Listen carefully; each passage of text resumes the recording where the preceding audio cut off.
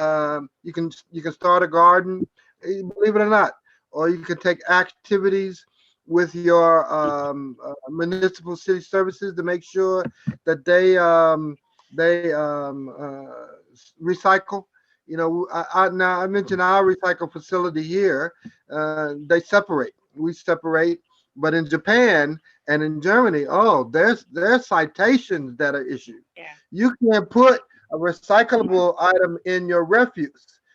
They inspect your refuse. They go through it Yeah. and determine whether one item doesn't fit or another one does, and you'll get a ticket in the mail. Yeah.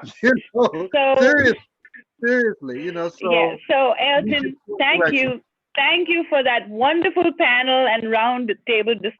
Everybody, please give yourselves a big applaud. And just Thank for you. Thank attending you. Earth Day, you're doing service to the earth. So happy Earth Day. And as I said in the beginning of this event, it was up to me, I would promote giving us a national holiday for Earth Day to have more events like this. So, as Elton said, make sure you put it on your calendar for next year. We did three conferences. We did the women's conference, we did the health conference, and next month for May, I'm thinking the topic was money, business, and finance, but I'm thinking more of living. What is it about living, and what kind of life are you living? So stay tuned for that. That's May 20th. It's a Thursday. I'm going to try and see if we can do it in person and Zoom. So for those who can do Zoom, we'll do Zoom, and for those of you who, if we can meet, and I know Ken and I are trying to get Ken to come up here to North Carolina. So I'm working with him on coordinating dates. But my next wonderful group is Peace Corps. How many of you know about the Peace Corps? Okay.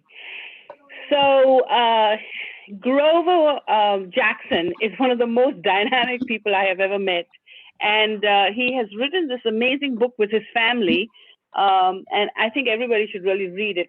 It's a great book about a family, and I'm going to let him introduce himself and his panel, and he I wanted to do this back to Kenya because I read this chapter in his book and I was so inspired about learning Swahili, and we also have another author that climbed the Kilimanjaro. So we've been doing a lot with Kenya this last couple of months. So Grover, over to you, and please introduce your panel. Okay, will do. Anyway, today's Earth Day, as we just been talking about, and one of my favorite comments is, if we don't learn from our past, we will repeat it. So on this Earth Day, hopefully we won't repeat some of the things that in the book that you just talked about, which is very tragic, but yet it was a very good learning experience. And as you indicated, I'm just going to introduce what the book is about, not promote it. The book promotes itself, but at the same time, um, my friend Jess Womack and I served in Kenya in the same time frame, and we went back to Kenya in January 2020. And I asked him to participate and to share his perspective about Kenya and anything else he wants to share about our relationship, including the book, which he has, which he probably has read it because knowing Jess, he likes to read, and he understands many topics, and so he could debate and discuss with all of us. But in addition to that, I invite Vi House, who is a dear friend from church, and she's a realtor by profession, but she has some skills that I'm amazed at. And she's put together a presentation back to Kenya, which is a combination of pictures, videos, and words describing our trip back to Kenya in January of last year. I plan and I hope to have that available today. Through the technical difficulty, we don't, but it will be on the website, which should be live Monday, and you can download it from there. And we'll talk about the details from that point. But I asked Vi to just come on and share with us how she took a bunch of junk, and I call it junk, as pictures with no explanation, no direction, and put it together into a fantastic professional presentation. And after she finishes, Jess would come on and invited Macau, who was our tour guide in Kenya, to join us. He was out getting his vaccine earlier, and I'm not sure whether he's going to be able to join us, but he's aware and will try to join us. He's in Kenya. Nairobi, Kenya, to be the exact. So, Vi, if you're there, if you would just go ahead and share from your perspective, then Jess, you take off there. At the end, we have discussion, and then all of us can share based on our own personal views about book or Earth Day or anything else to that perspective. Vi, are you there? I'm here. Okay, go ahead. Okay. It was probably one of the most challenging and the most enjoyable projects I've ever done. Grover was so good to help me with so much of the information, time, dates, people, places. Jess was too. And it was just a really enjoyable project. There's a lot of pictures, but the pictures are just so beautiful. And then we also have pictures of Grover over 52 and a half years ago. He was a young man then. But I really enjoyed doing it, and I tried to stay as authentic as I could. But I had lots of beautiful pictures and videos and put them together by using the time codes on them and the data, that's embedded in the photographs. But I really enjoyed doing it, and I think that it turned out to be an okay project, and I hope all of you will enjoy it. And that will be made available, as I indicated, as soon as the website come up, and Claire and I'm, make it available to you so you can download the video and see it at your own convenience. It has a table of contents so you can watch portions of it without having to worry about what's next. Mhm. Right? It's a little long, so I think, the data, the table of contents in front will help a lot because you can look at it, leave, go back and go to the same place or to the next place. Amen. Thank you, Vi. And by the way, this is not the end of your input. So as we go through the presentation near the end, please share as you see fit. And I will. Okay, thank you. Thank you. And Macau, did you join us yet? He was on a little while ago. Okay. Well, if he joins back, we go. Okay, Jess. As you let me just. I mentioned that Jess and I was in the Peace Corps together. He overlapped me a couple months or so. And Jess, do you want to do the presentation or the introduction about how we got all this together? Because otherwise, I don't want to steal anything from your presentation. Macau's back now. Macau, are you there? Hello, everybody. I'm here. Okay, good. If you wouldn't mind, take a few minutes, and of course, this is all a forum that you can share your business and promote your business and anything else you want to share, but also share about the involvement with Jess and I, how we met in our relationship, and as we went through 2 weeks of together, and anything else you want to share about Kenya. Thanks for inviting me for this forum. I would like to first thank everybody who's here with us, and for you and Jess for visiting me in Kenya. For me, I'm a Kenyan by birth, and I'm a tour operator based in Kenya. And what I do is I do safaris. And when I got an email from Jess's friend who had been working with in Kenya for some time, I got excited. And I think for me at this point, I would rather maybe Jess talk about how the introduction came into being. And then when he finishes, I'll jump in and talk more about what I do, if that's okay by everybody. Fine with me. Fine. Mm-hmm. Make sure you put your contact details in the chat so we can, if we want to go on a safari, we'll be in touch with you for that. I will do that, sir. I will do that, sir. Very good. Just post your details in chat. We'd appreciate it. That'd be great. Well, we got it covered in the presentation back to Kenya as well. Thank you, Grover. Jess, are you there? Yes, I'm here. Okay, take it from here.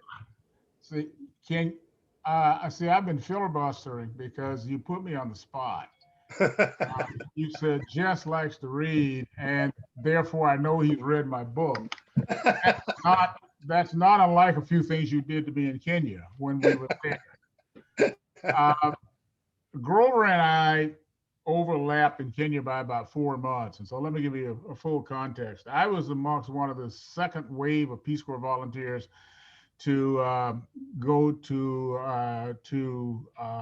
enter the Peace Corps. I served in Kenya from January of 66 to December of 67. And that was about 2 years. Kenya got its independence in December of 63. So I got there 2 years after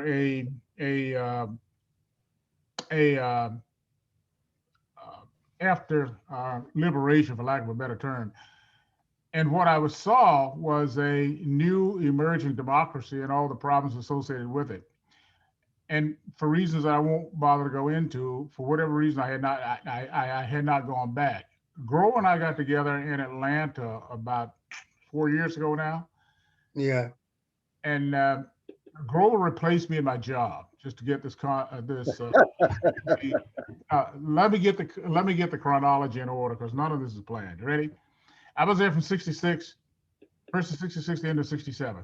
The way we did it at that point is that the replacement group came in 4 or 5 months before we left. So Grover and I overlapped for about 4 months. And that was what our relationship was. We had limited amount of contact for about 50 years. We got together in Atlanta and started talking. And Grover said, have you been back to Kenya? And I said, no, for a whole lot of reasons. He says, neither have I. And he said, why don't we go back together? Because I think it'll really be a powerful thing for two African-American guys who were in Peace Corps at the early part of the country's history to go back together. I said, let's do it. So we went. And it was absolutely one of the most life-affirming experiences I've ever had. And it was life-affirming in a number of different ways.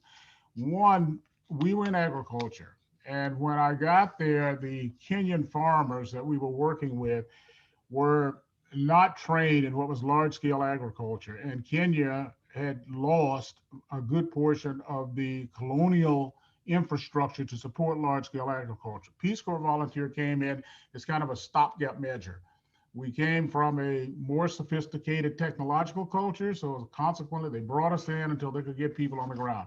We were training people on how to farm, how to raise coffee, how to raise cows, pyrethrum, and a number of things like that. Why would a guy from Detroit be able to do that? Well, I went training for about 3 or 4 months and then learned while I was there. When I got back, those jobs were filled by Africans. And so I saw that little bit that I did during those 2 years to act as that stopgap measures helped to stabilize that economy until such time they could get Africans in place. That was one piece, is that kind of personal affirmation. The second thing, when I got back, when I was there in 66, one saw more often than not an African at the front desk, but if you went in the back office, there was a European there because Kenya was still relying upon Europeans for a substantial portion of their technical assistance and technical advice. 50 years later, that entire niche in government was filled by Africans from bottom to top.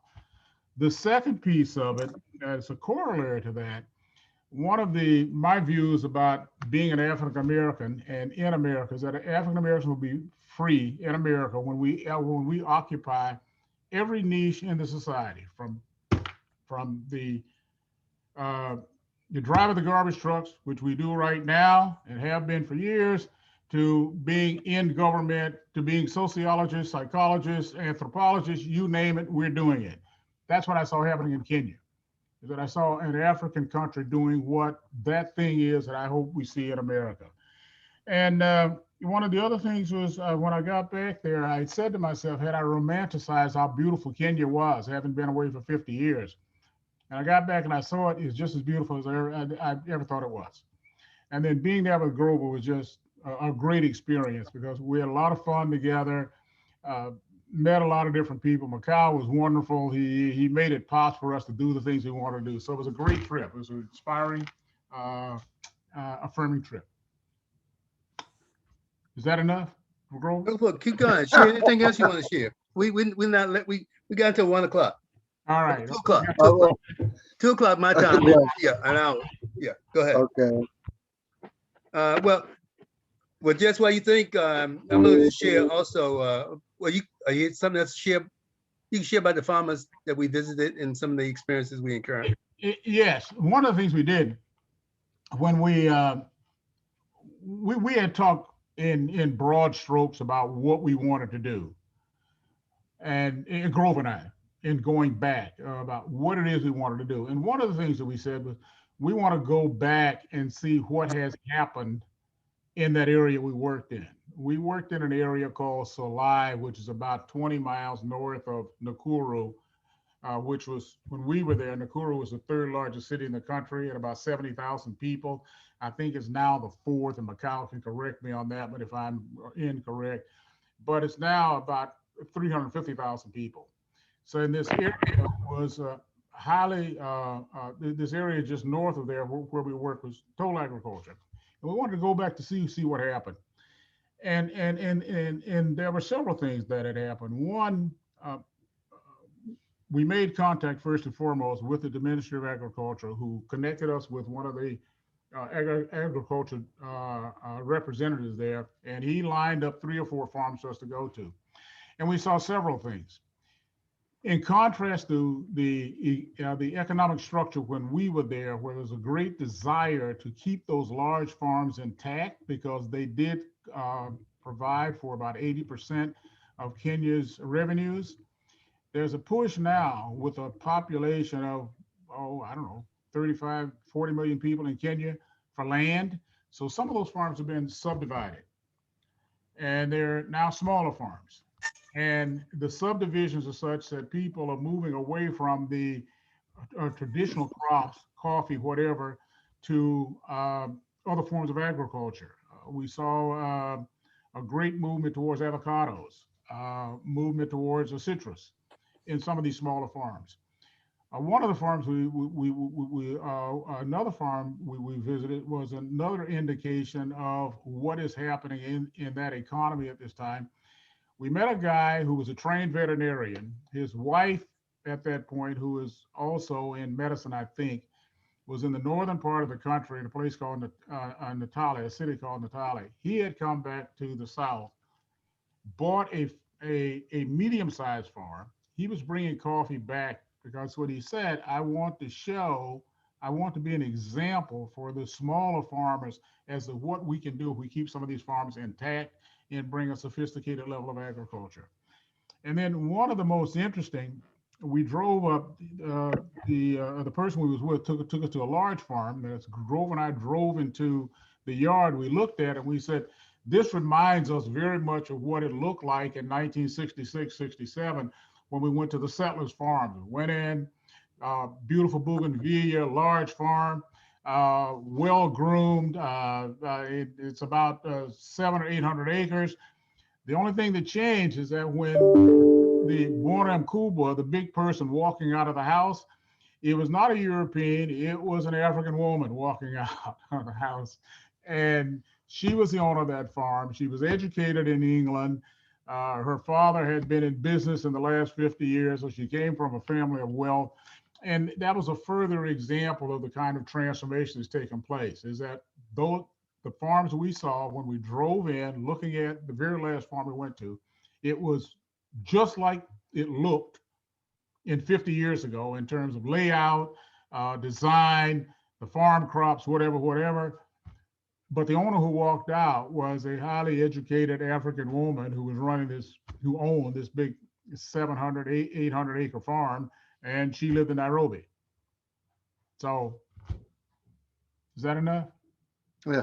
I have a No, well, let's hear some more because there's a variety of farmers there. We also visited 2 other farms which were run by expatriate or European descent. One family was born there and they had a business of running farms. And in addition to that, they started a business for African women. The mother taught them how to crochet and they established a business. Right. Yeah, go ahead. You can take over next. No. You I just fill in the gaps. Yeah.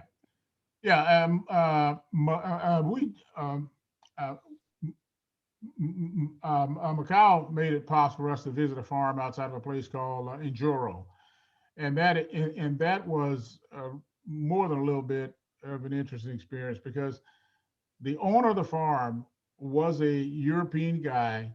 And by the way, in Kenya, when we were there, the world was divided between Europeans, Africans, and Asians. And so when I use the term European, I'm generally speaking of someone of English extraction, colonial. So he was English extraction. His great great grandfather, who had been of a farm, a family of, if not noble birth, aristocratic birth, he was kind of uh, the black sheep of the family, left, went to India, came to Kenya in something like the turn of the 20th century, bought land, and they have been Kenyans. They have been part of the Kenyan environment. They've been citizens of Kenya for 100 years, the family. And the current family does two things. They run a dairy operation, but it's not the dairy operation we saw. They are a breeding operation is what they run. What they'd also done is train the African women who worked on the farm in microeconomics. They started a knitting operation that was local and is now international. They make little dolls and whatever. So that was another kind of transformation we saw. And then the last thing that was really a big deal for me is that the farm that I lived on 50 years ago, we found it. And I went back to the place that I lived on, the farm I lived on 50 years ago. So it was, that was quite remarkable. And we had a lot of fun with that one because that farm is now owned by a fairly powerful politician. And when we drove up to the farm, there was a little bit of reluctance on everybody's part, including Macau, as to whether we ought to be at that farm. And I speak just enough broken Swahili that I told these guys I'd been there 50 years ago and I wanted to see the farm.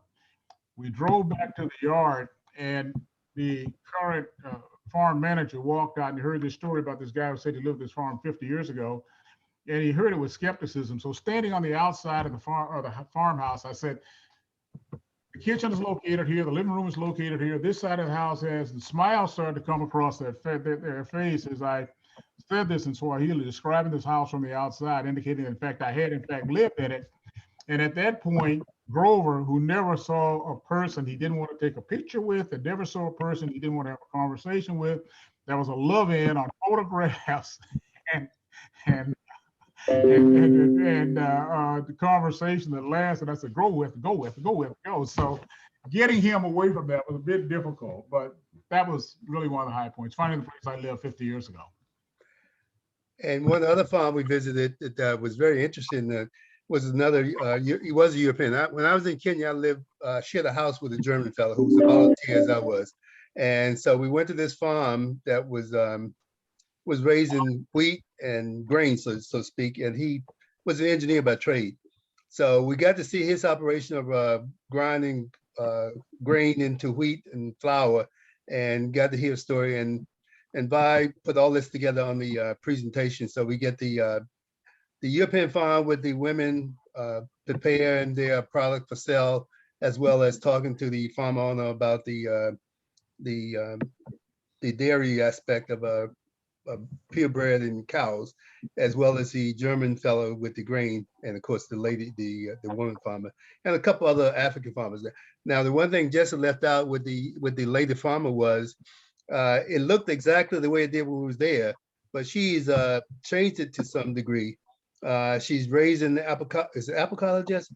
Avocados, yeah. Yeah. So I mean, she has a whole. I mean, the way I don't know how they do it, but it's not a plant you just plant and come up and you put it out. You have to do some stuff to make it a plant. And so she has a whole ton of that around it. She sells some of it to other farmers for their startup, but she's going to convert some of her farm into avocado growth. And avocado in Kenya is very expensive, and it's right now the cash crop of the land. And so it's very interesting just seeing what went on there. And so Vi, if you want to add some other thing to it, because Vi and I discussed about the different aspects and clips of the video or the presentation. and we had inadvertently left off the German farmer, and so she said, "Well, how did I leave it off?" Anyway, we discussed. But Bob, if you want to chip in, go ahead. Yeah, I think just about everything that Grover and Jess has said is depicted in the video. And you'll see pictures of them going from these different farms and interacting with the owners of the farm. And it's interesting. I have a question. Well, because I know that in India, I met a team of Norwegian dairy farmers, and they were in India to explore the cultivation of dairy and dairy products for the local community. But I mean, I'm wondering to what extent, that has value in Africa or Kenya, perhaps. Because part of what we should do is helping economies grow to scale to create value propositions for work, value propositions for exports, value propositions for growth of the economies. So I'm wondering, is there some aspect to that? It seems like it's already developed. Is it already developed, or where is that? Well, from my perspective, the development is ongoing because Africans, European, and American alike go to different countries to learn from the best of a breed and to take that and apply it to their economy or their business. And it's no different than Kenya. There are Right. Europeans in Kenya running big farms, dairy farms, and I was on a nonprofit for educating kids that we bought a farm, 6 acres, and had 12 cows. And the whole idea was working with the European farmers to learn how to breed those cows and raise those cows to generate enough milk and butter to be self-sufficient and to educate the kids. So those type of things are still going, and they're going to continue to go on no matter where we go or wherever people go. Because if there's a business that can be duplicated and do it better, those things are going to be passed on. And Yeah, Kenyans are no because different. I don't know if any of you have ever had Norwegian butter, Irish butter, but I mean, or even French butter. But man, I mean, I can't. It's amazing butter. I mean, when I go to the dairy counters, I do look at exported products or imported products, and I evaluate them and I try them. And this Irish butter. I mean, there's a butter now the Kiri. You go to Sam's and they offer it. Kierry. That is amazing butter. I mean, it melts better on roll. I mean, butter is fattening. I know, but you can't beat. I mean, on your mashed potatoes, it's all in the butter, man.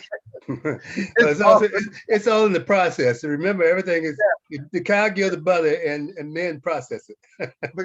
but if you can make the butter so that it tastes better, or I'm not an apple pie maker, but I will support the right and the tasting for the great apple pie makers. Can Those I people that can make apple pies beyond compare. can I weigh in on this? On just you raised the question of growing the economy and export. When we were there, Kenya was a very limited had a very limited export market. It was actually just managing its own economy. I was struck by two things. One, when we were there, the principal export crop was coffee.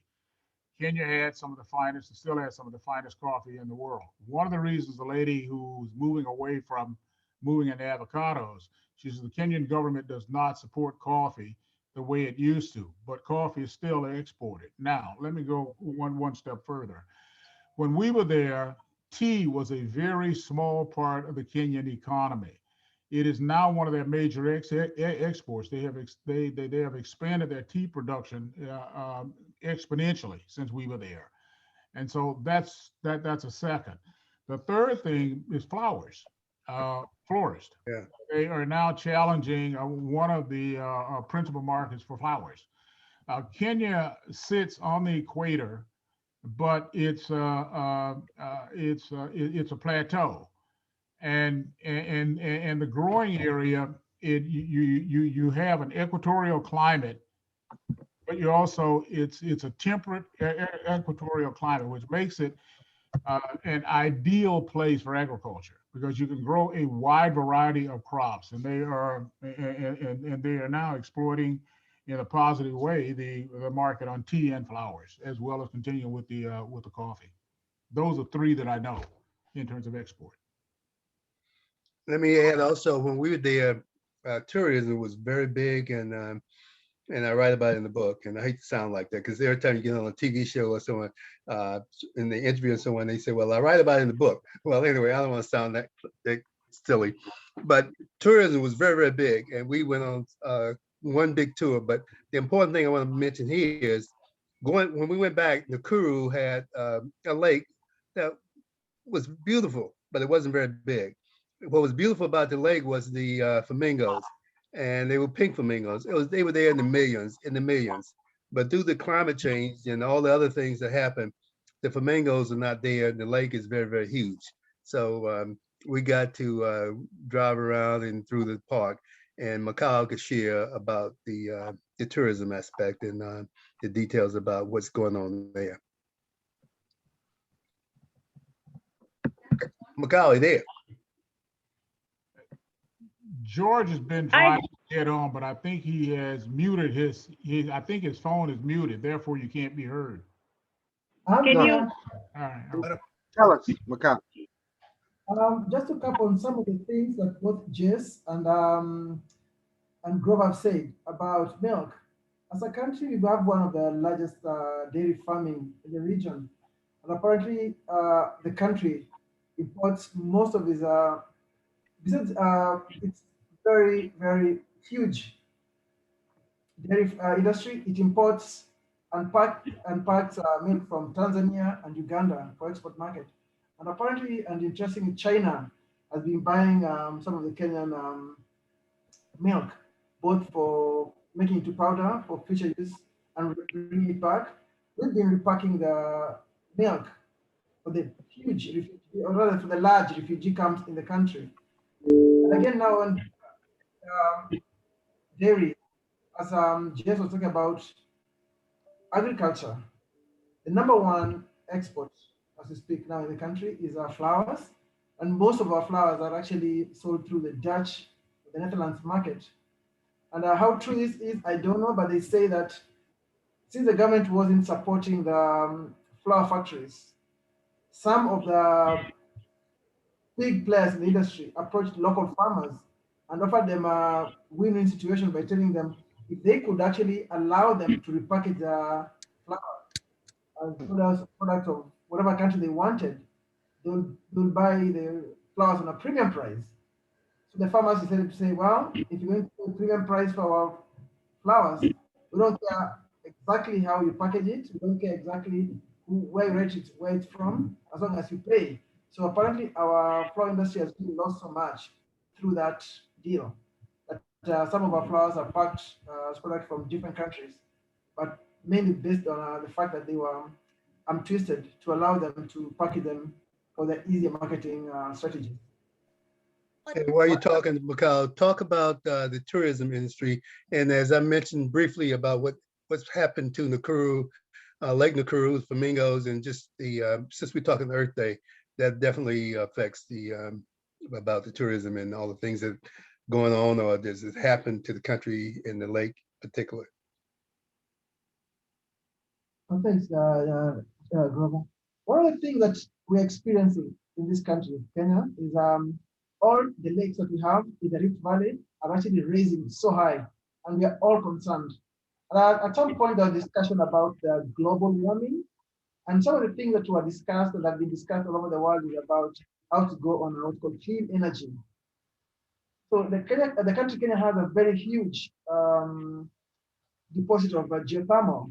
The country went full blast in drilling wells to try and tap the geothermals. And through that, I think statistics as of 2 years ago, they say, I think we're the number 3 country to have kind of tapped all these wells that have geothermal. Now that has come with a positive side on what you might call clean energy. But on the flip side, we're having a challenge on that. Now, all these lakes that are in the Rift Valley, and that's where these geothermals are found, the lakes levels have been raising And not only is raising a worry issue, is the fact that some of these lakes are actually alkaline lakes, and that's where the flamingos breed. And some of these lakes are fresh water lakes. That's where we have all the fish. But there are two lakes that are almost next to each other, and one of them is fresh water, the other one is a salt alkaline lake. Now, when they started drilling the well, the level of these rivers, sorry, lakes started raising up. And the biggest scare came up when scientists figured out that if the trend continued, these two lakes might actually meet at some point. And when they meet, that could be a very, very huge catastrophic problem for the country for two reasons. One, flora and avifauna in either lakes will be affected because the freshwater lakes, the freshwater lake will be kind of like absorbed in the alkaline lake because, of course, a freshwater lake cannot absorb an alkaline lake, but alkaline lake can absorb a freshwater lake. So all these species that survive in freshwater lakes are in danger as we speak.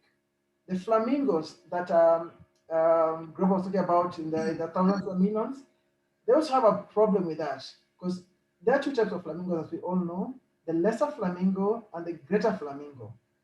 The lesser flamingos feed on a plant called algae. It's a special kind of algae. It grows on alkaline lakes or alkaline waters, so to speak. And they figured out if these two lakes meet, the alkaline lake will become less alkaline and the pH level will be lower. And that the flamingo production or the flamingo reproduction will be greatly affected. On the flip side, on the freshwater lake, that's where the locals get their water from. And besides the water, that's where they also get the fish. So they figured out that if the freshwater, the salty waters get into the fresh lake, the fish might have a problem. So we're in a catch-22, trying to get clean energy through geothermal.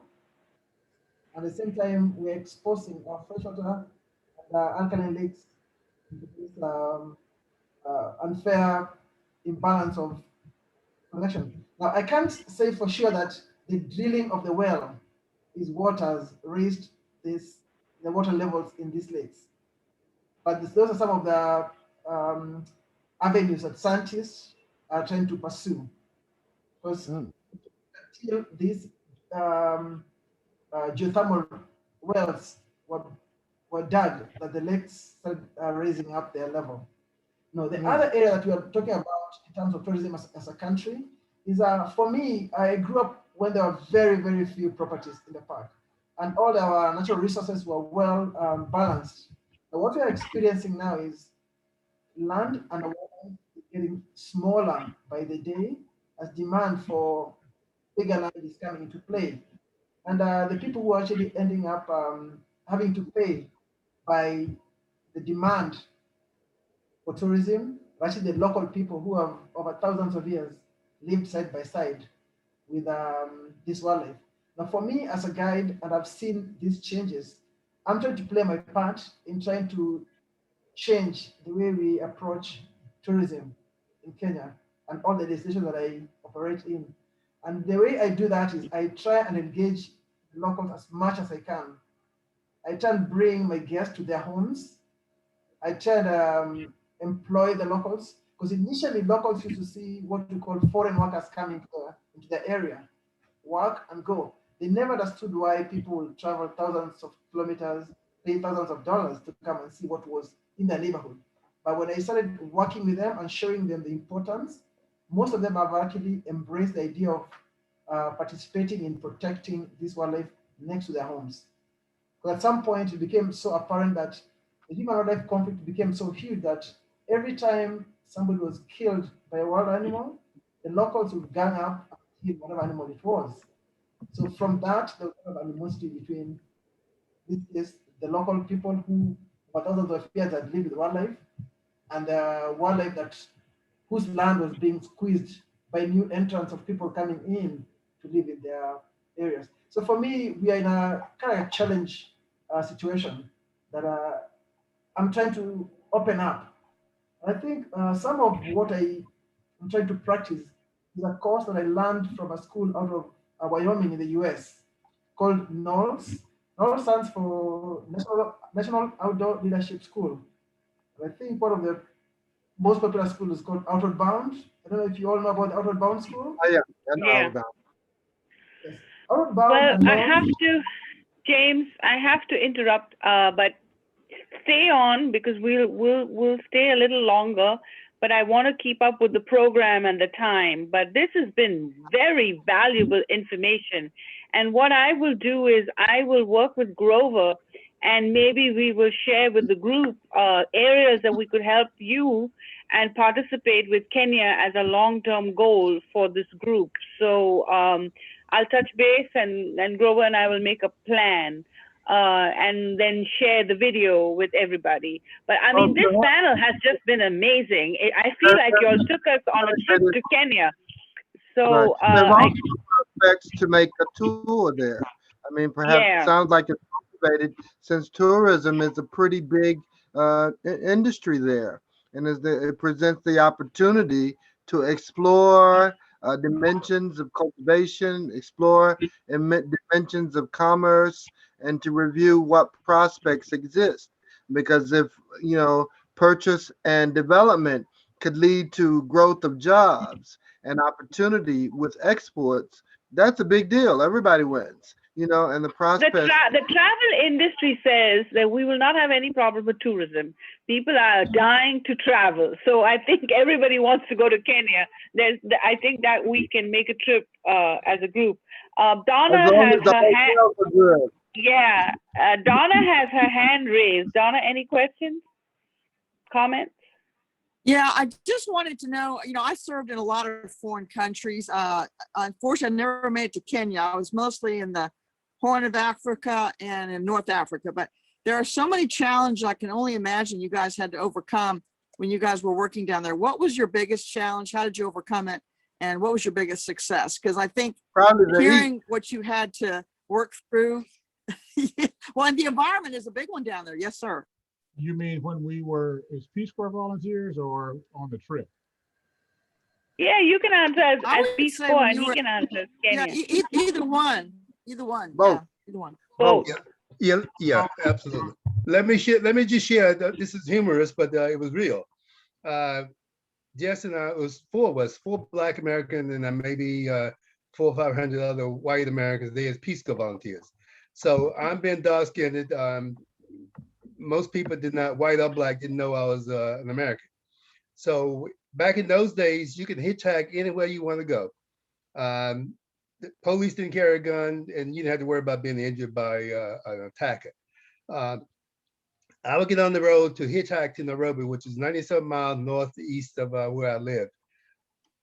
People who were on vehicle was the Europeans, the Asian, and maybe the middle and upper class Africans. Cars go by me, zoom, zoom, zoom. Nobody would stop. So I got smart. I got American Peace Corps, white Peace Corps volunteer to get out and thumb. Everybody stopped. So now he gets in, and of course they see me and they assume I'm his servant. So I get in the car and I'm welcome because I'm the servant. And the moment they learn I'm American, now everybody will invite me home for dinner. Go figure. Okay. So that was humorous. I mean, I never got upset, but that's his culture. That's sociology of people who, in that culture, they have different forays, and you just have to adapt to them and move on and learn from them. So I write about that in the book as well. So I laugh about it. So anyway, it's all fun. But that's just my humorous viewpoint. This is amazing. I mean, this George has been asked a question for the and last considerations 45 to review. Yeah, George has been asked a question for the last 45 minutes. Say again? I have a question. You guys mentioned that when you were there, I think it was Nairobi. Nairobi. Say that again. Nairobi. There was 70,000 people, and then when you guys went back recently, no, it said Nakuru is 350,000 people. Right. So I think you answered the question already in terms of the reason that happened, would attribute it to that would basically because of export and import. Am I correct? People move from the country to the city and they multiply. No, I was there quite a few years ago, and I was on a safari. and the whole group had to go through I guess a checkpoint or whatever. And the African said, there was a couple of guys there, and the African said, "You American?" I said, "Yes."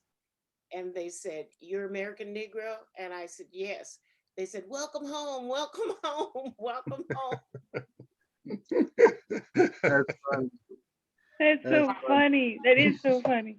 Yeah. Well, George is a veteran, so thank you for your service, George. We've had 3 veterans today, so yeah, so that's great.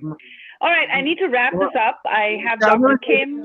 Yes, so let's just go around the room and everybody just share the day and what you liked about the day, and Elton will wrap us up. Then Dr. Kim is and I are going to do prizes, and then she's going to close us out in prayer. Hey, before you do it, So let me let's just, start with before you do, Elton. You start. You start. Go. Elton, before you I'll do, hit let me just you. share. Elton, before you do, Okay. let me just share. All what Yeah. we talked about it's a chapter in the book, maybe multiple chapters about Kenya. And the book has all that in it. And this Back to Kenya has that plus the our trip in January last year, video, pictures, and just some verbiage, as well as my share in the sermon at the church that Jess and I attended and participated. The gentleman whose church we were in studied here in Atlanta, and we became friends. And so we started supporting his ministry, and he went back home in August 2011, and I continued to support his ministry because in Kenya, the people don't have a whole lot of money. So being at a church, you got to have some resources to build it up. And so that's what I do. But I started with providing funds to start a chicken business, hopefully to make it self-sufficient over time. And that's where we are today. But right now with the pandemic, it's somewhat stymied because it's most of Kenya, part of Kenya, where Macau is and where my friend is locked down because of pandemic. Okay. Thank you, Grover. Thank you so much. Well, I mean, wow.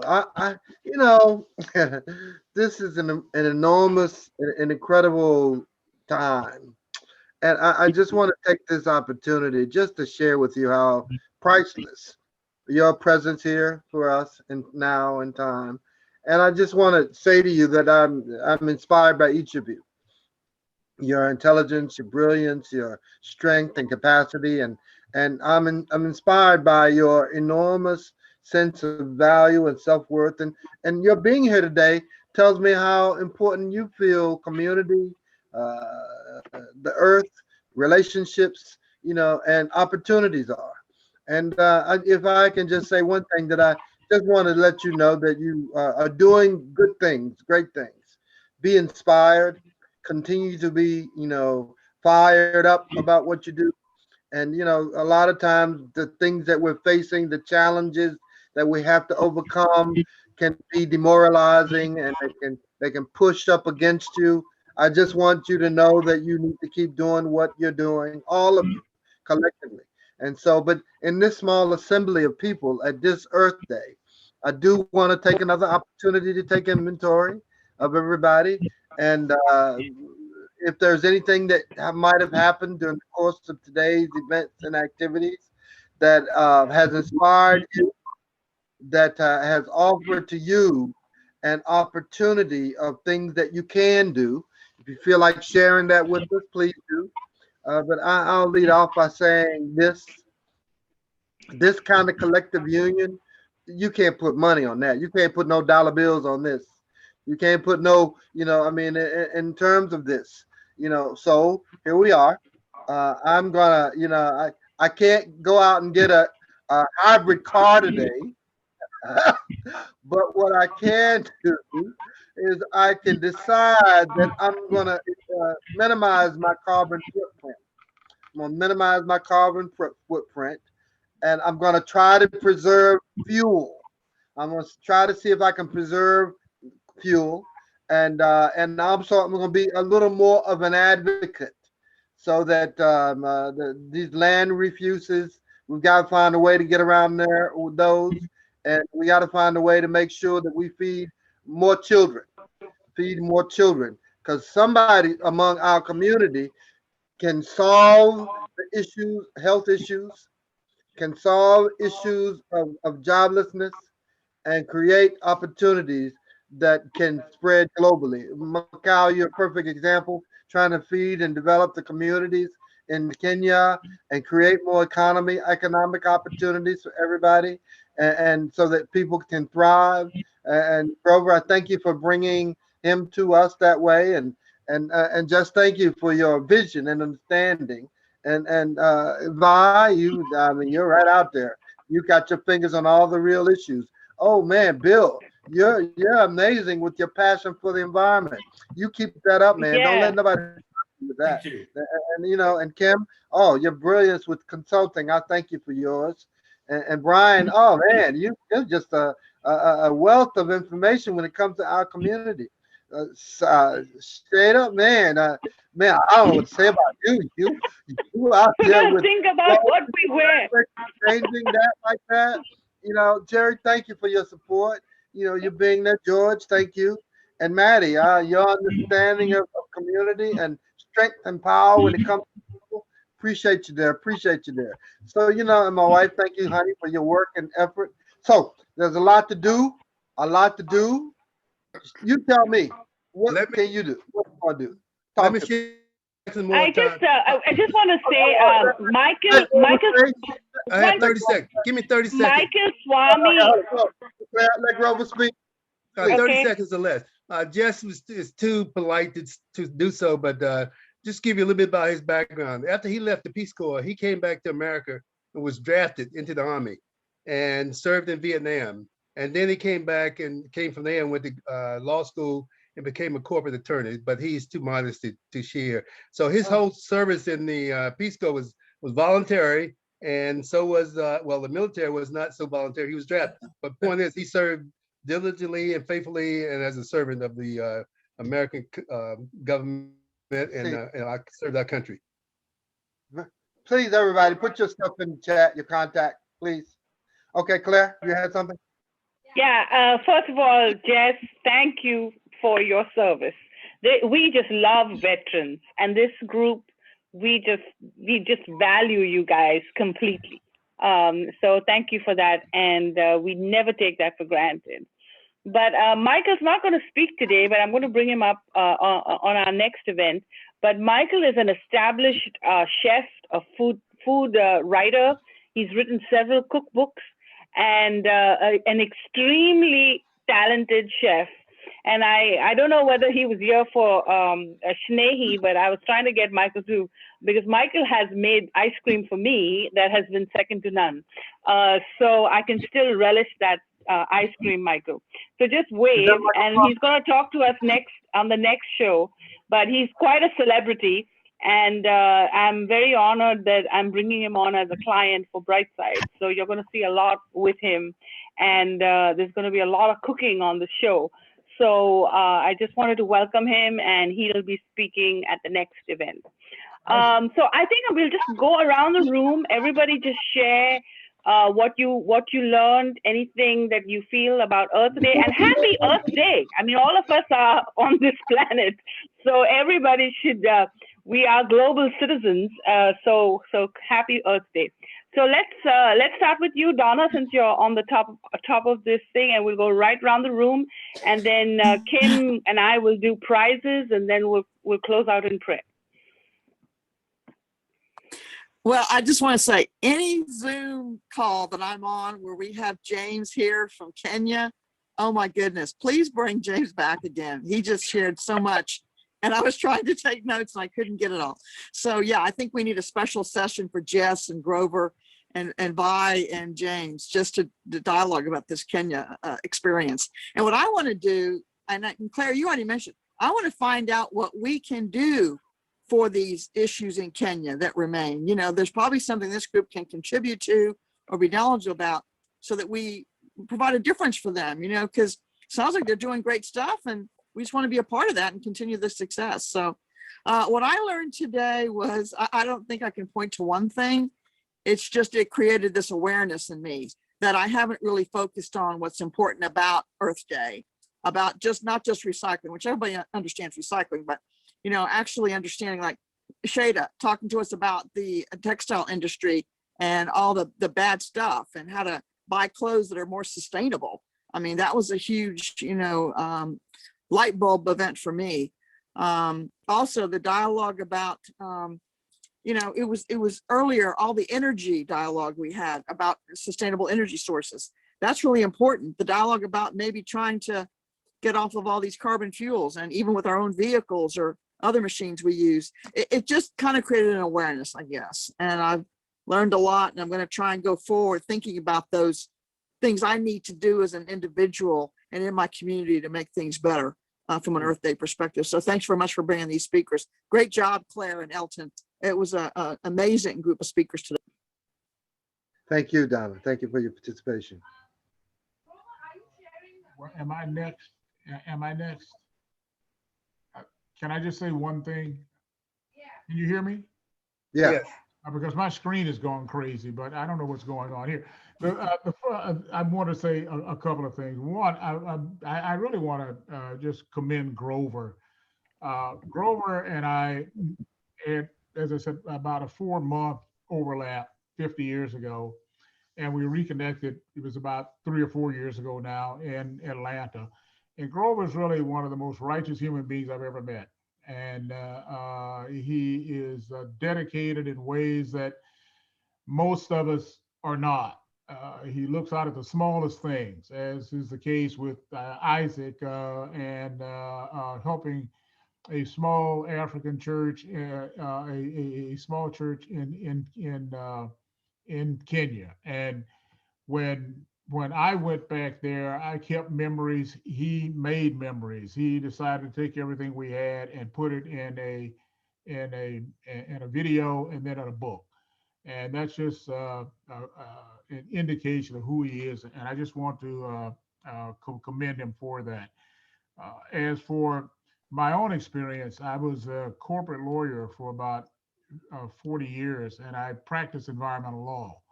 And when I say I practice environmental law on the corporate side, people's first reaction is, oh my God, you're evil. I said, no, keep in mind, I drink the same water you do and breathe the same air you breathe. And my job is to keep people in compliance.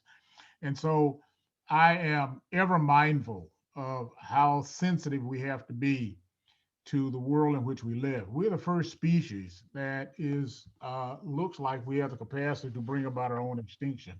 And that's not hyperbole by any means. I mean, dinosaurs inhabited the earth for over 100 million years, and we've only been here as a species for about 200,000.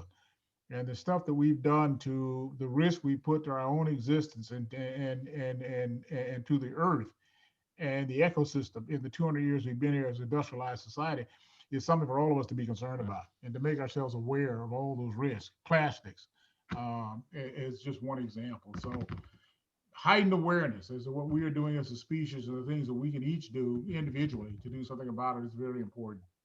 It's existential. Those are my thoughts.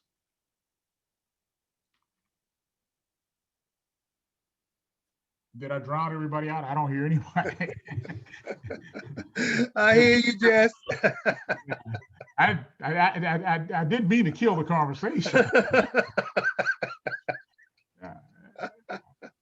Maybe we're having technical difficulties. I don't know. You couldn't hear me, or because I heard you loud and clear. Okay, all right, okay. Yeah, yeah. Okay, can you hear me? Yeah, I can hear you. I was enjoying my own voice then. Go on. Okay, matter of fact, I'm Grover's brother, and I have seen the tape of Jess and Grover on their trip back to Kenya, and it was excellent. So if anyone has an opportunity to see it, then I recommend it. May I just say that I'm grateful to be invited today, and it's been wonderful and an honor to be with each of you. And my takeaway from today is I would love to see Kenya. I'm a city slicker from Chicago, southwest side of Chicago, and I would just love to see the earth. And was really intrigued by the discussion on agriculture, considering who I am and where I grew up. But very, very useful to me. Thank you all. Can I add 10 seconds out of turn? I heard people saying that they want to see Kenya. Most of the travel logs you see about Africa, it's Kenya and Tanzania. where people go when you see the planes and whatever and the lions, they're looking at the Kenya and Tanzania. That's what you're looking at. It's one of the most beautiful parts of the world you see. It's beautiful. Very good. Very good. Okay. Uh, I'd like to say, well, I want everybody to have an opportunity to speak up because I'm preparing something on this time. We're going to have a closeout that's just going to be magnificent. I can just feel it. But everybody that wants to say something, I want you to have your chance to speak, to share, and to show. And also, if it's nothing but how important Earth Day is for you, and if it wasn't, why you're going to make it, and also as we come to the end and all over the world, the COVID's about to be over, and I want you to be inspired about that, and if nothing else, I want this to be an opportunity for you to light a fuse on your incredible future. Light a fuse on your incredible future. What it can mean for you, what your future proposes as an example for the legacies that follow. So, and while I say that, I just want everybody who's still on to have another word, and if it's a word of inspiration, let it be so. Or even if you got a word of challenge and criticism and and We bring a definitely, point. we began this event with sparks going all over the place. But We're gonna wrap it up. let's wrap it up. All right. So anybody wants to speak, just raise your hand. But meanwhile, I want to just keep up with time. So we've got a few prizes. Would you like to tell Dr. Kim? Would you like to tell us about this amazing book? I couldn't put this book down. It was the most precious thing I had ever read. Yeah. So if you can tell us a little about English gardens and meditation, tell us about it.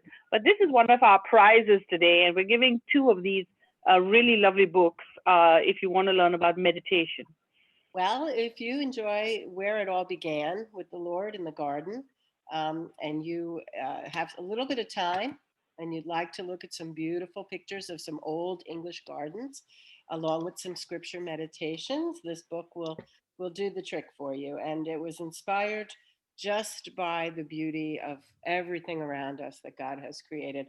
I'm an avid gardener, and I felt that it was a nice little way to journey us into the heart of God by exploring his creation, specifically gardens. So that's what it's all about. It's very simple. It's very simple because there's some priceless images about gardens. And I don't know if any of you have been to England, but the English gardens are just absolutely so spectacular. Elton and I were very fortunate to go to Newburn to the Tyson Palace, Tryon Palace, and we saw a tulip selection. So this is really, and we're giving away 2 because we're keeping some for our library. So if anybody who's attended has a chance to win. My second prize today is an autographed copy from Grover. And so once we pick the name, he's going to autograph this book and send it to you. Claire, I also have a thing from Sweden. I make 2. Yeah, go ahead. You make 2 books. Okay. Yeah. You have to pick the 2. All right. Well, can we save one for the African American conference in November? No. Oh, okay. I'll deal with that then. I'll deal with that in November. Okay. All right. Okay. So and this is a biodegradable. It's a white made in Sweden, and they were very generous to give us this. And then we have, and I actually have a tube of this, but this is very interesting. It's actually for children. It's gloves in a bottle. So you know how your hands get so dry with the sanitizing. So this is an amazing moisturizer and a sanitizer that you just, do that and you'll have beautiful hands. So those are my 3 giveaways and Dr. John's book, Eat, Chew, and Pray. So we have actually 2 books from Grover, 2 books from, so 4, 5, and 6. So we have 6 giveaways. Okay, so who's going to do the drum roll? No, we're letting people speak. Let them speak, and we'll come back. Okay, y'all can speak while I pick the prizes. How's that? We'll save time. Anybody wants to speak? Anybody has something to say? Well, Claire, I would also include for anybody summary put together by my youngest sister, who's also a part of the author team of the book. The book consists of 420 pages, and she summarized her take of what each chapter is about. And I would also add to the summary a picture of all, was 13 of us at the time of the family. So you know that we were real. It's not one of those fake pictures. It's real. One brother passed away when I was in Africa in the Peace Corps, so he's not pictured, but the rest of us in that picture. And then the key would be pick me up. I don't know if anyone would. Okay. All right. So 2 books with 2 pictures and an autograph. It's a summary. You couldn't ask for more. The summary. Yeah. Okay. Who's next? And I'm picking, so I'm letting y'all know. Okay. Oh, anyone else, please, if you have something to say. I'm trying to move to, we're trying to transition this to a sector. So if there's something that you need to have said, or something you'd like to share, or an aspect of chastisement or instruction, inspiration, anything like that, we're okay. You know, you don't know how special this is, and I don't know. We have to think about what's next. What's next? And Macau, tell us. Macau had to leave. He had to leave. Yeah. Oh no, he's still there. Okay. Please tell us. Macau, I have a question for you. Everyone, I'm so glad you inviting me. And I really look forward to the next. I don't know if there's anything I need to do to be invited. That I leave at that, and hope to hear from you. On my part, in terms of my contribution to the World Earth Day, I know we owe this world a lot. It's our host, and the least we can do is leave it better than we found it. I remember growing up, one of the things that my grandfather taught me, because he was a herbalist, he told me everything we come across in one way or the other gets back to us. And the earth, the world can treat us well, and if we treat it bad, it can hit back hard on us. So I think for me, the much I can do, I've been doing is trying to protect what I find and make better what I come across that I think is fixed. And my one way of doing that is I've been planting trees. I have a group of women that I work with that I make social responsibility as a company. They and I, we plant trees. I work. That's the much I can do for Mother Nature. Very good. So that was incredible. Now, Grover, I'm going to leave it to you to arrange with Macau the fabulous capacity for our ability to work with him and to help what we can do to prosper. And your time and effort, and he's the kind of guy that probably looks like there's a lot of stuff that we can do, a lot of things that we can combine our forces on. And I just you know what they said? They said how's it go? They said a philosopher wants to get heaven in his head. A poet wants to get his head in heaven. you know. So at the end of the day, I just want to be in the room. I just want to be in the room amongst the real thinkers and progenitors. The people that are really, moving things forward. So I trust you to work the details out and pull together a focus. Thank you for your comments and directions on that, Macau or James. So with that being said, please, anyone else? I just think that my commitment is to do more Earth Day events and to do more writings and to try and inspire our government here in America and around the world to make Earth Day a national holiday. So I'm going to make that my mission to champion educating, getting people together to talk about Earth Day. So that's my commitment. Yeah. Okay, so I played around a little bit. I picked 6 prizes, and so here I'm going to make that announcement. Ken, who you met, is Ken still around? So Ken wins Grover's book. I don't know if you met him, Grover. And Shelley Wash has a farm. I never saw these animals, APAC. So we're going to go and visit her farm in North Carolina. Yeah, and so those are the 2 books for you. And then I said that George and Rohini, are you here? Can we see you? They get the meditation books, and I need to remember all this. And James, we're going to send you the biodegradable wipes. And Grover, you won a prize, so you're going to get Dr. John's book. So these are my prize winners for today, and I'll make an announcement. I also did not announce the Brightside Empirical awards for different things that we do. We do it on a 9-point system. And Grover, we want to give you the book, but we're trying to figure out whether to give it to you for this event or for the African American one. So but you're definitely getting it. Maddie won our award at the last Women's Day conference for her amazing book. Be giving her book away in November, one of her books. And then this is just such an amazing time, and we want to do it for Shnae. So yeah, so very, very exciting time, and this is my little 2 cents. Anybody wants to say anything before I bring the Kim on? Let me say this. Claire mentioned our one of our onliners there. I just noticed that Michael Swami. Man, Michael, it's good to see you, man. Michael's in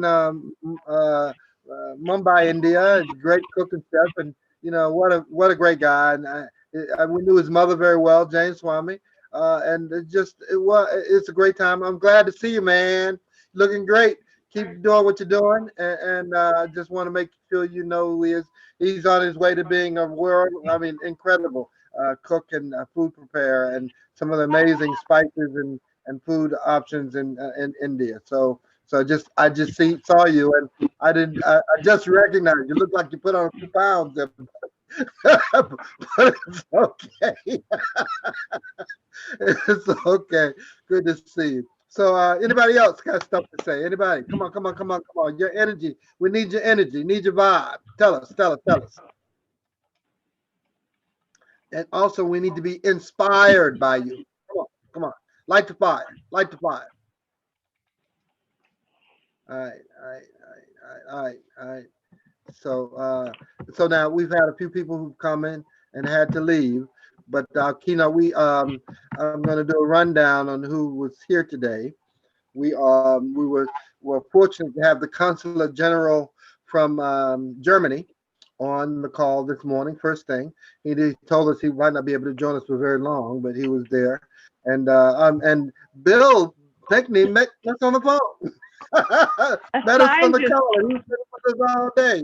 Way to go, Bill. Thanks so much for being with us, man. We really appreciate you. You're a real champion. And you tell us, and you've earned the rights. I mean, I'd like to champion with you work that you can see and would like to do. And also, we'd love to take a tour to Utah. Take a tour to Utah to explore the territory, and I heard they have some great slopes out there. I don't mind trying them on a small scale level. But please. We have 3 authors from Utah in this group. So we had Adam Stoker wrote a book about tourism, and then we had Ann Woodbury, who was supposed to be here today, who talked about mitomic dysentery. So and now Bill, I would like to interview you, so we'll set that up. Yeah. Okay. So back to Elton. With that said, we've had great insights from people. Also, Ken Peters was with us. He was a keynote speaker. And he shared with us he's written a book called The Cure, and he was sharing with us the dynamics related to global warming, and also regarding Earth Day. He was telling us, I mean, the cost. I mean, the world is home to 7.64 billion people, and of the greatest impacts related to global warming are labor, and also food stocks. Now that's what he said. Food stocks. Food stocks was the biggest demand and challenge regarding global warming and Earth Day. So keeping those in mind. And who else was here that had to leave? Snehi, who's an ice cream manufacturer, was here. What great insight she gave us to share with us the challenges related to manufacturing and how to stay safe when it comes to keeping our earth in order. And so, wow. And of course, Bill shared with us important facts and data regarding manufacturing or regarding the earth, and also the fires that have damaged so many areas and acres of land related to Earth Day. And we're so thankful. Wow, what great insights and perspectives that we know what we have to do. We know what we have to do, and the journey of 1,000 miles begins with one step. You don't know how big a role that you can play. Your role and your position are very important, even if you just call people out of what they need to do. And also, who's that? Peter Burrow was on, who was a strong advocate for democracy and a big advocate. And the focus that he came to help us understand is that every voice matters.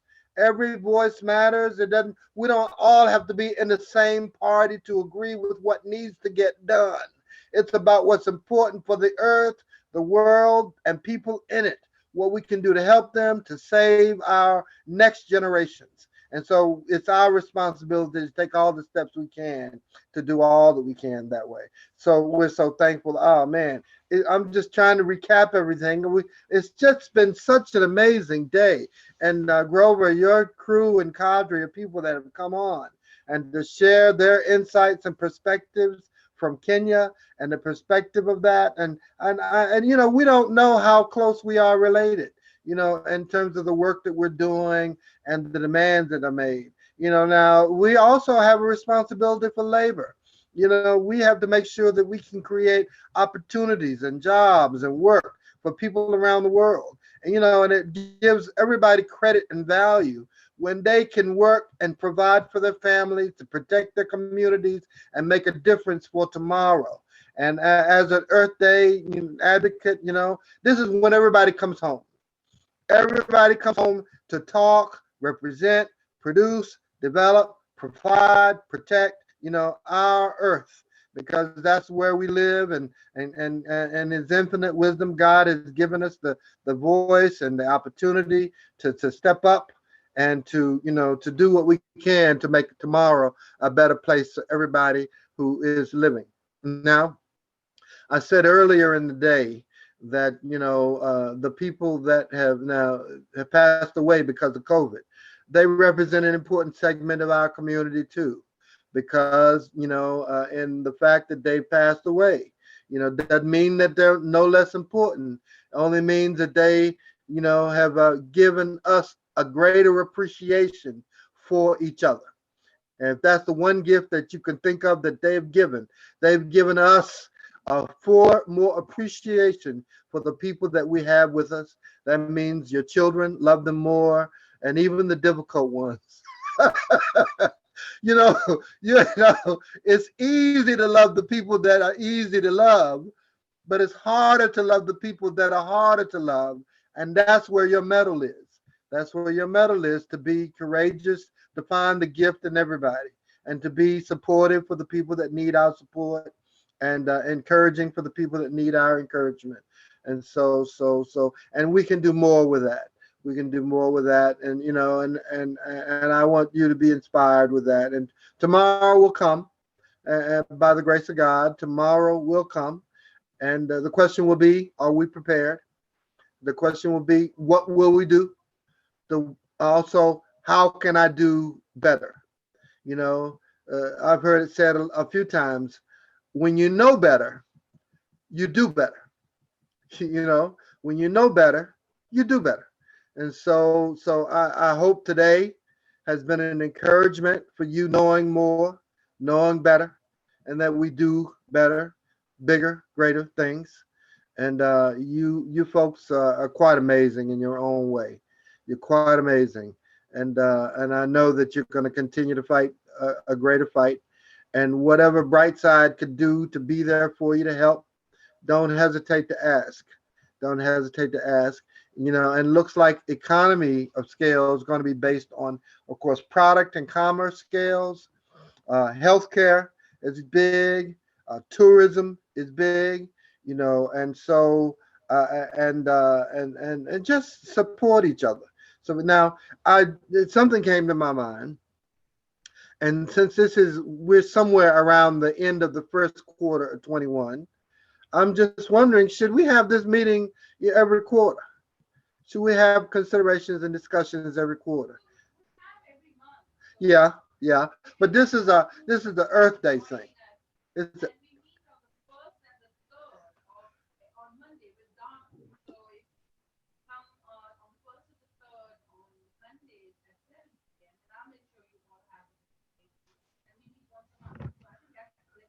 okay. That's my wife saying this was a lot of work. So, but I tell you what, we do need to find some kind of way to communicate to one another. Maybe we start some kind of email pool and discussion.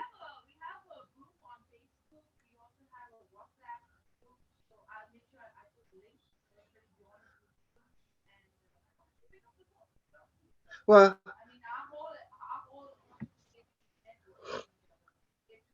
uh, actually, we got places to go though. We got places to go. We can visit. We can fish in Kenya. Well, that's the final. There's the alpaca farm. Kim has a horse farm. I don't know.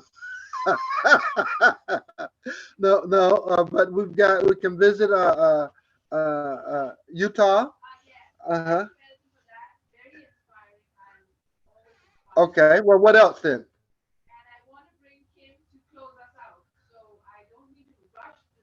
But you're rushing it. This takes time, darling. It takes time. It's because no, no, no, no, no, no. I'm not saying that. I'm trying to find an official way to bring our time together to a momentous and memorable close. And so, uh, okay, no, no, that's not what we're saying. Please don't let me take my time with this, if you will, please. Okay. The point of reference is that we're trying to bring energy to you, and we're trying to make sure that people can get because I don't know, the Earth Year happens once a year, but the work we'll do takes the whole year, and so I want us to get busy with the work because the Earth needs our time. The Earth needs our time. So with that being said, Kim, please, if she volunteered you, you have something to say, please share with us. Yes, Okay. well, first of all, I apologize, but I sold my horse farm, so I don't have one Okay, anymore. no problem. I'm No sorry. problem. But I thought that Psalm 24, verses 1 through 5 might be appropriate to close the meeting. It was very inspiring. I have friends that were missionaries in Kenya from a church that I knew years ago, Donna and Paul Taco, and they've been there planting churches forever. So this was a nice refresher for me to kind of get reacquainted with things that are going on in the world that I normally don't focus on. So thank you. But I'm going to read Psalm 24, 1 through 5 for you in closing, when it says, "The earth is the Lord's and the fullness thereof, the world and they that dwell therein. For he hath founded it upon the seas and established it upon the floods." We were talking about floods coming to lakes and destroying fish. And it says, "Who shall ascend into the hill of the Lord, or who shall stand in his holy place? He that hath clean hands and a pure heart, who hath not lifted up his soul to vanity or sworn deceitfully. He shall receive the blessing from the Lord and righteousness from the God of his salvation. And so I just want to pray for brothers and sisters in Kenya, that as they press into prayer and the things that they know to do, that they would indeed receive a blessing, in particular on this Earth Day as we focus on those topics. So thank you. That's it for me. Very, very good. Very good. Okay. That being considered, we'll close in a prayer, most appropriate. And I'll indicate what I think my prayer, first and foremost, is for the health of all of you and your families and your connected relationships. Uh, it's a prayer that that you can be empowered with, and that share and show love. This is a time that there's such a diminution of love, and I pray that we're able, and love comes to us in large concentrations, and our community. Then the prayer for our community and our continued sustaining work. Let us pray. Mindful, gracious Father, creator of heaven and earth, we do thank you for your mindful and gracious presence in all of our lives. We thank you that we can call on your name. We can mention at a whisper your divine name and presence and be blessed. Dear Lord, we ask for blessings now, dear Lord, for each person under the sound of my voice. We ask the Lord that you would reach over the chasm of miles that separate us, but not let us be separated. Dear Lord, we ask for blessings upon each of their family members, dear Lord, and their households. Dear Lord, and we're so thankful and mindful of the great good that you've done. Dear Lord, we know that the earth has been challenged because of environmental conditions. Dear Lord, and we've lost people. Dear Lord, let us be mindful of them.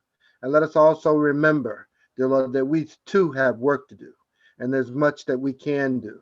And we're empowered by your great spirit to continue with us, to sustain each other, protect each other, provide for each other, and speak of each other. In your matchless, loving, holy name. Dear Lord, continue with us, dear Lord, to do great work. Inspire our minds, hearts, and hands, dear Lord, and let us work tirelessly to continue to do your good will and be favored in your way. Dear Lord, thank you for today. Thank you that we remember. Thank you that we can be inspired continually, and let us continue through the year to do what we can to make other people's lives better, but also make our own lives more better. In your holy, holy, holy, righteous name, we thank you for your divine gift of sacrifice and service, and your love, and the blessing, and the blessed, holy, righteous name. Bless each speaker, dear Lord, as they've come and gone. In your blessed, holy, righteous name, we pray. Hallelujah, hallelujah. Amen, amen, amen, amen. All right, all right. By Thank the way, you Claire, all. did anyone comment Amen. on your earth background? What? It's No, beautiful. no, no.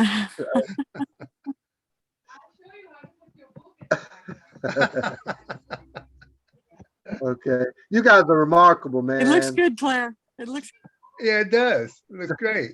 Yeah. So thank you so yeah, much. it does. So I pray that you